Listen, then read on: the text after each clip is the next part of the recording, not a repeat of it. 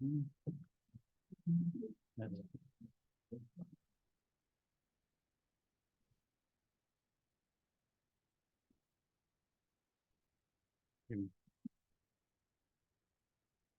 good, Erev Shabbat. Yes, we can still wish a meaningful Yom Ha'atzmaut.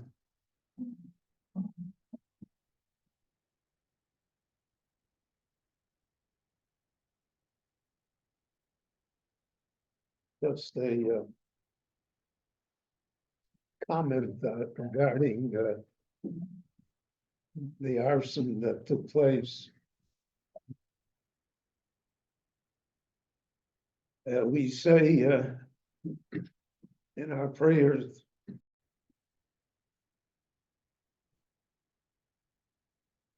so it says, Zacharti es brisi Yaakov, v'af es brisi Yitzchak, v'af es brisi Avrom eskor, v'oretz eskor.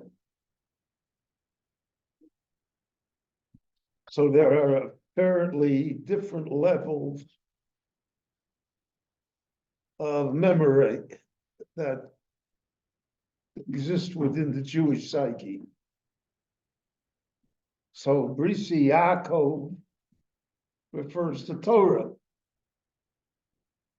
Yaakov Avinu, 14 years in the yeshiva Hashem V'Ever. So Rav Kook famously said that there would come a time when somehow that covenant was no longer prominent in the Jewish world. So then there's the covenant of Yitzchak, which is prayer, avodah, and that would also wane. But then there would be the covenant of Avram, that's chesed. That would also be weakened. But the covenant with the land, that will never be weakened. That's why it says, Ve'horetz eskor. So I thought yesterday, our enemies have attempted to weaken us physically. So here in Israel, we went through wars. We're still going through a war. Went through an intifada. I remember buses blowing up at the end of my block. But they could not prevail. So then they've attempted to weaken us with propaganda, with international courts, with all sorts of false narratives, with intellectual dishonesty. But that also has its limits. We weren't able to accomplish it. So then they thought that they would blockade us. That they would put us, that nobody wanted to do business with us. That economically we would be starved. That also didn't work. We became one of the most innovative and successful, technologically speaking, nations in the world. So now their final tactic is to destroy the land itself. That's what the fires are.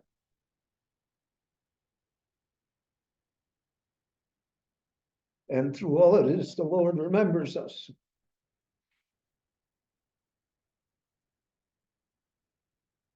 And that's why the land of Israel has a holiness to it, a special quality that the Jewish people somehow are able to experience, even if we're unable to explain it. In the 19th century, there was a very wealthy Jew, Maurice de Hirsch was his name. And he was a baron. He was an extremely wealthy man. He built railroads all over Europe. And he said then, almost prophetically, that the Jews in Europe were doomed. And that therefore the only solution was that Jews should move out of Europe. And to that extent, he created Jewish colonies all over the world. But he did not want Zionism, and he didn't want the land of Israel, because again, he said, then all the Jews would go to one place, and we'd be in the same danger. So he built colonies in South America, Argentina and Chile. He built them in the United States, in the Dakotas, in New Jersey. He built them all over the world. But the idea never caught on, even though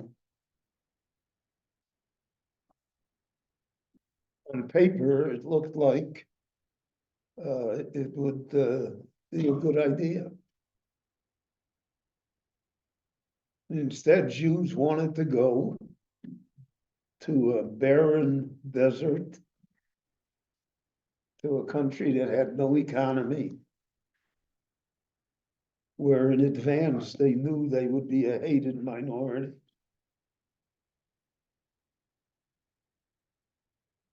But for its escort, they remembered the land of Israel, when apparently they forgot everything else.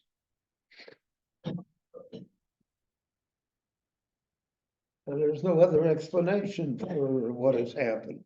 Why should socialist, atheistic Jews risk their lives and their fortunes and their future to come to this place, but have gone to other places?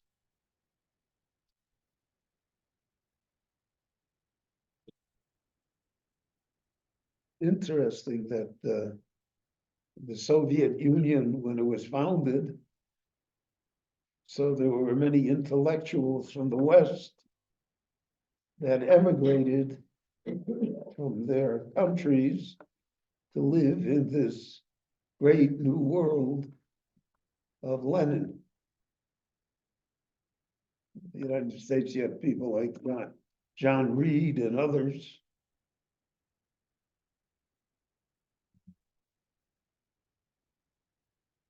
But the Jewish people didn't go to the Soviet Union. In fact, they demanded to leave the Soviet Union. Now, if the Soviet Union represented the future of mankind, of humankind, represented all that was going to be good and noble, where everyone would receive according to their needs and contribute according to their abilities. Why should people leave their homes and their communities that they lived in for hundreds, if not more, years to go to a different place.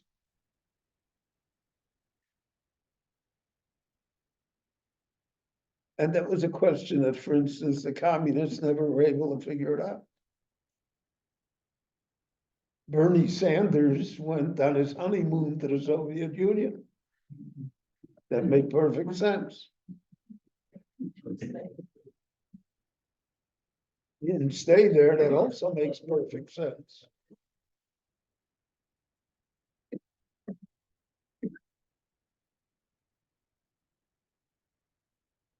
So this mystery is the story of the land of Israel.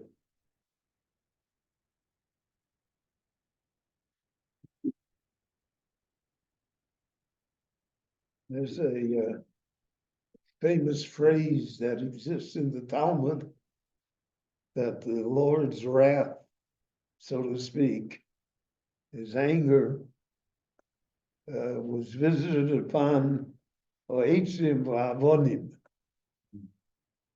upon the forests and upon the stones, but never on the land itself. And we're living witness to it.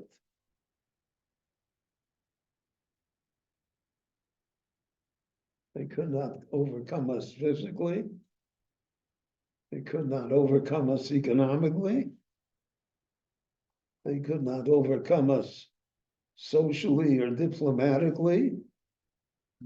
So now it's an attempt to overcome us with the land itself.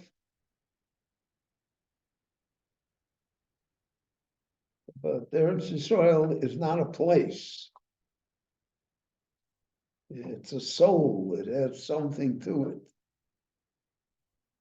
And even though when you live here, there are many times that you don't feel anything special. Not only that, you may have moments of fleeting belief that it would be easier for you somewhere else. Deep down, everyone knows this is my home. This is where I belong. I think that one of the things that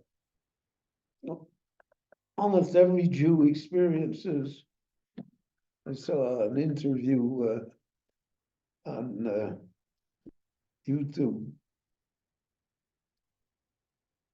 with a famous Jewish actor, comedian, American, very successful. And unlike many of his peers, in the middle of this war on Gaza, he and his wife came to the land of Israel. And he experienced a rockets attack and all the other joys that we have been through. And the interviewer asked him, "Why did you go?" I mean, you're sitting in a perfectly safe enclave in a gated community in Beverly Hills or somewhere else. Why did you go?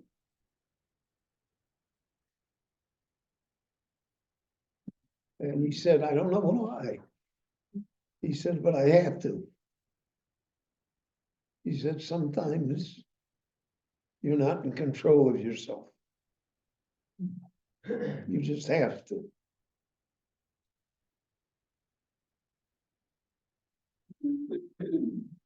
So I thought that was illustrative of a great many lessons.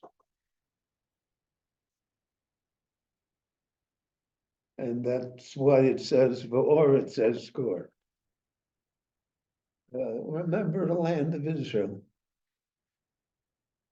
And somehow people will feel close to it.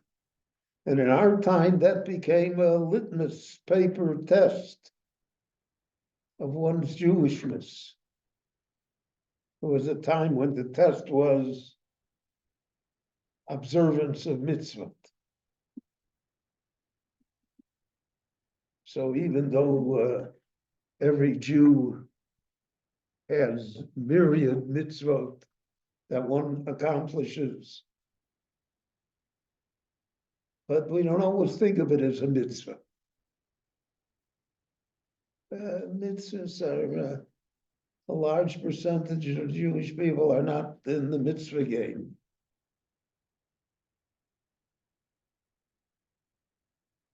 So that disappeared from us. And as I mentioned before, prayer also disappeared from us. Hard to find moments of fervent prayer, even when one's very existence is in question.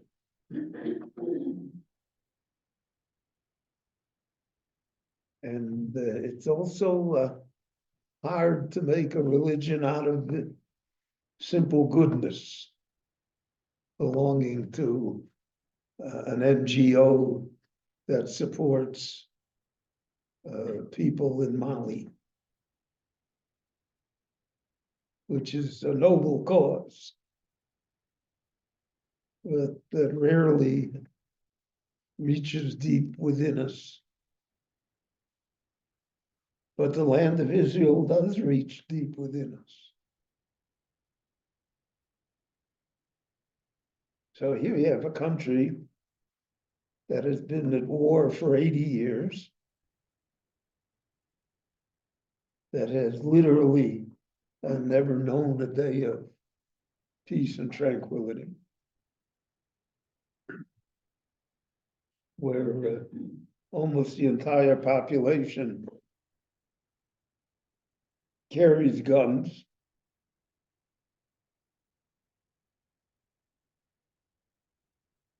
and where life is a greater struggle than in other places. And yet the Jewish people have never wavered. Now, there have been many great intellectuals, Jewish intellectuals, who have maintained that the creation of the state of Israel was a mistake.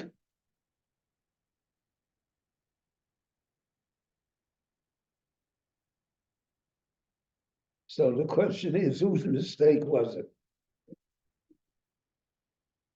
So they mean it was a mistake of the West to support it. Mistake of Truman, the United Nations then.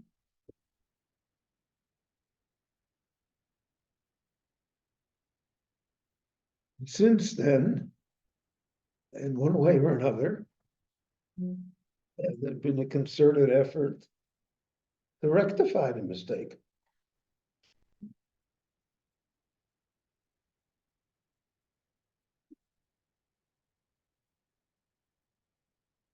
But that is the miracle of our time, is that the mistake proved to be correct.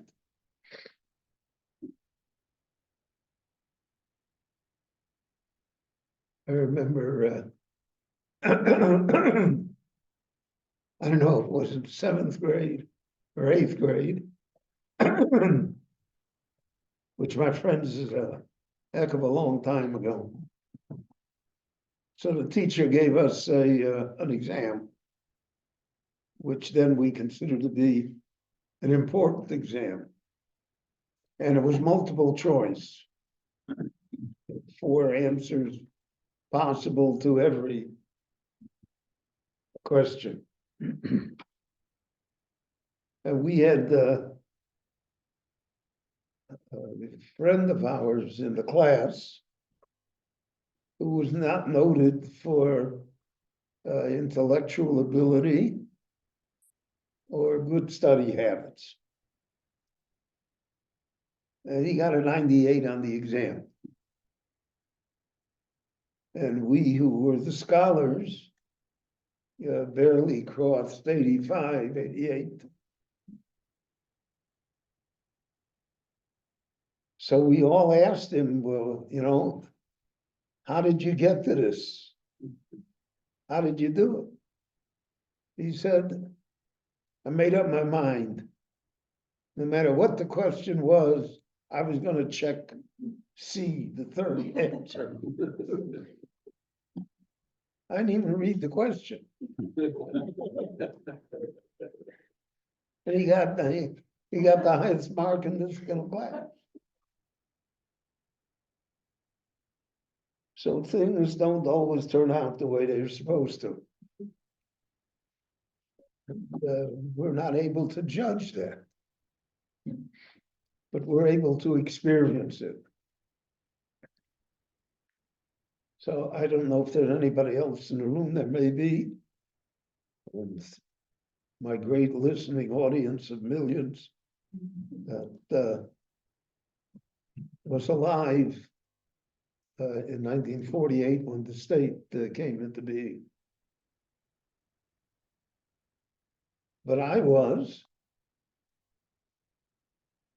and I remember it vividly.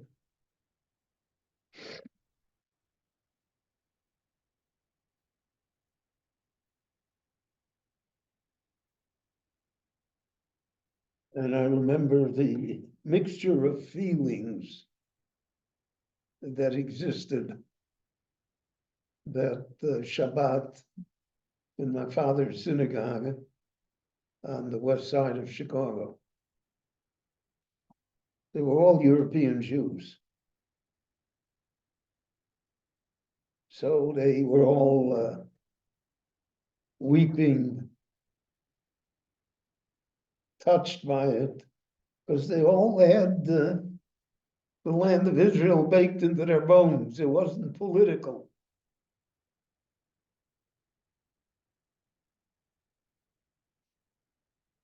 And they all were frightened to death because we had just experienced the Holocaust. And because Great Britain ruled the country,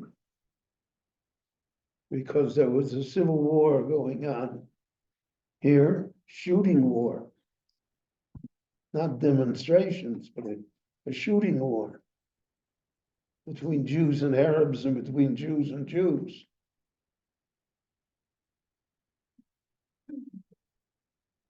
So everyone felt that some of this thing was not going to last. I remember there were great rabbis, and when someone is wrong in a prediction, it does not necessarily detract from the person's greatness, because we're not blessed with prophecy.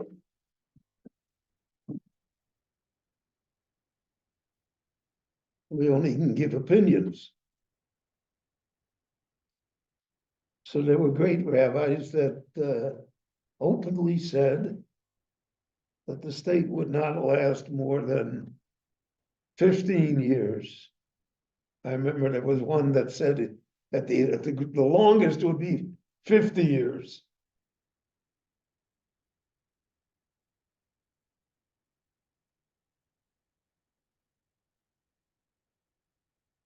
Didn't turn out that way. Below machshavosai, machshavosaychem, below darchechem drochoi. Heaven has its own calculations. So I didn't think I would see the 77th anniversary of the Declaration of the State of Israel. I certainly didn't imagine it, that I would see it under the circumstances that we see it in our time and with our very eyes. Ben Gurion, the Pontificharov told me many times that Ben Gurion told him, oh, if we can only get 5 million Jews in the country, we will be stable. He can never get more than 3 million.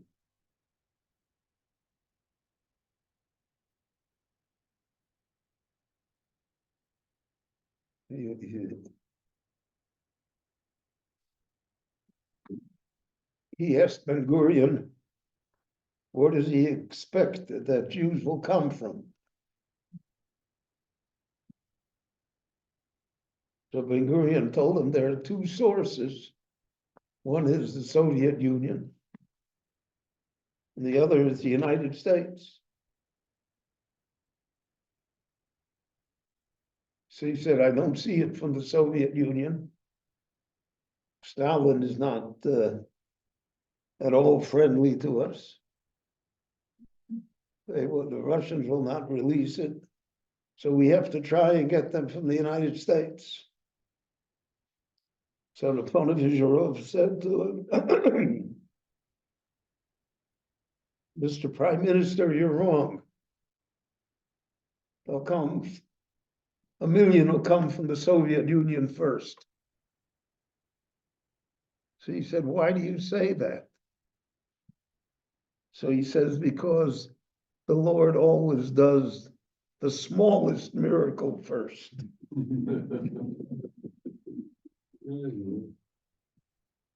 That's exactly what happened. 1 million people came from the Soviet Union. And they settled in the country. They became part of the country. They had children and grandchildren. Millions.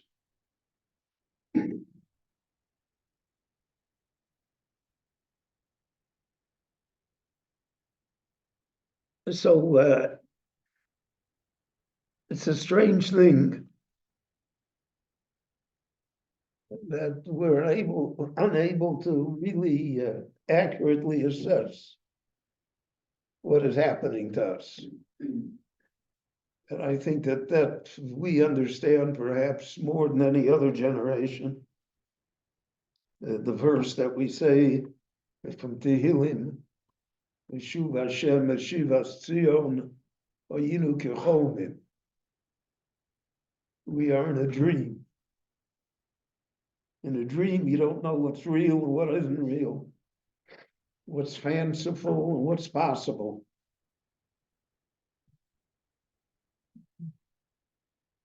We're in a dream.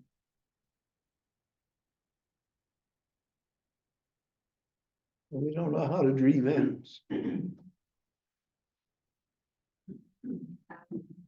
You all know that most of the times that when we dream at night and we're able to remember in the daytime what we dreamt, we never dream of what the end was because dreams don't have an end.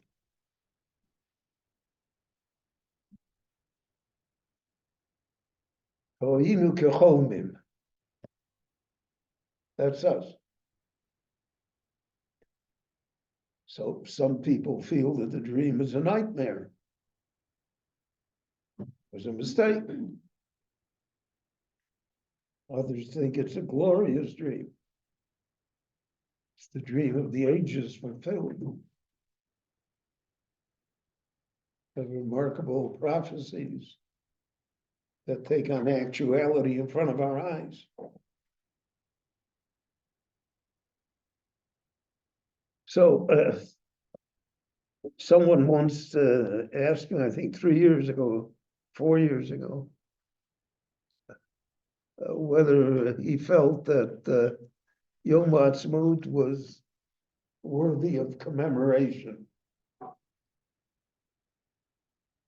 I said, I'm not passing any halachic opinion, any philosophic, but I just want to tell you what Yom Ha'atzmaut does.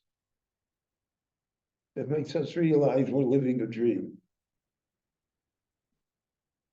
It's jarring. It makes us think, how did we get here? What are we doing here? Why are we here? What are we supposed to do with the dream? So I said that for that alone, I think that it has value.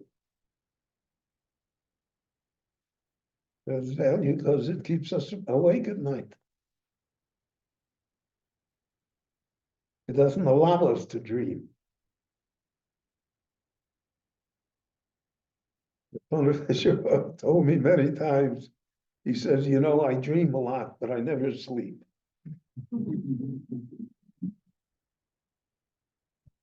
That really is a good description of us. We don't sleep because the siren may sound any time. We don't sleep because we don't see an end to our problems. But we dream. And that is apparently sufficient to allow us to continue and to succeed, to live the dream of the Jewish people of the return to Zion and the building of Jerusalem. So have a great Shabbat, everyone, and thank you for coming. I think that Yom Ha'atzmaut purposely falls almost in the Parashah of Tazria, Metzora, because it gives the rabbis something to talk about.